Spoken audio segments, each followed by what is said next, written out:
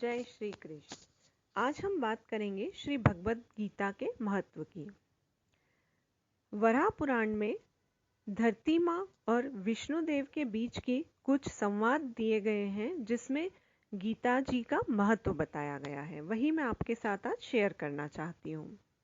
पृथ्वी देवी ने विष्णु जी से पूछा कि प्रारब्ध कर्म को भोगते हुए मनुष्य को एकनिष्ठ भक्ति कैसे प्राप्त हो सकती है। अर्थात हमारे कर्म जो हैं हमें करना ही है, जो हमारा प्रारब्ध है, जो लिखा हुआ है वो हमें करना है, तथा उसको करते हुए हम भक्ति को कैसे प्राप्त कर सकते हैं।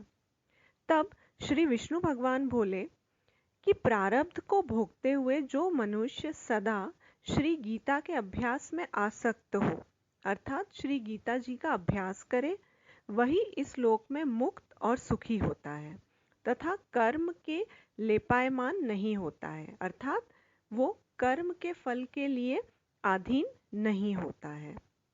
जिस प्रकार कमल के पत्ते को जल स्पर्श नहीं करता फिर भी कमल पानी में ही रहता है, उसी प्रकार जो मनुष्य श्री गीता का ध्यान करता है उसे महापाप आदि कभी स्पर्श ही नहीं कर सकते। यही नहीं, जहाँ श्री गीता की पुस्तक होती है और जहाँ श्री गीता का पाठ होता है वहाँ प्रयाग आदि सर्व तीर्थ निवास करते हैं। जहाँ श्री गीता प्रवर्तमान है वहाँ सभी देवों, ऋषियों, योगियों, नागों और गोपाल बाल श्री कृष्ण भी नारद, ध्रुव आदि सभी पार्षदों के साथ जल्दी ही सहायक होते हैं तथा आपका कार्य पूर्ण करते हैं।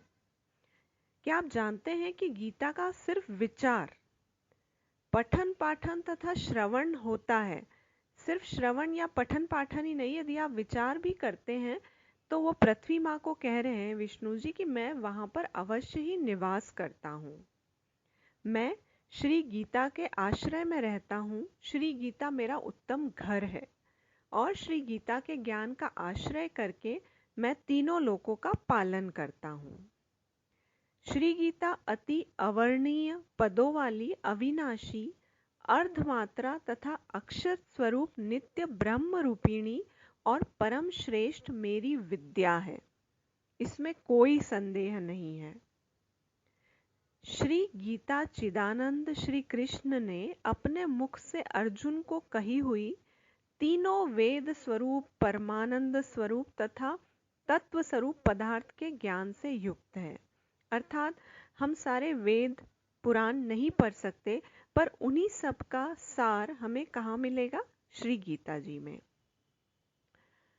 अब आप ये सुनिए कि जो मनुष्य स्थिर मन होकर नित्य श्री गीता के 18 अध्यायों का पाठ करता है वह ज्ञान सिद्धि को प्राप्त होता है और परम पद पाता है।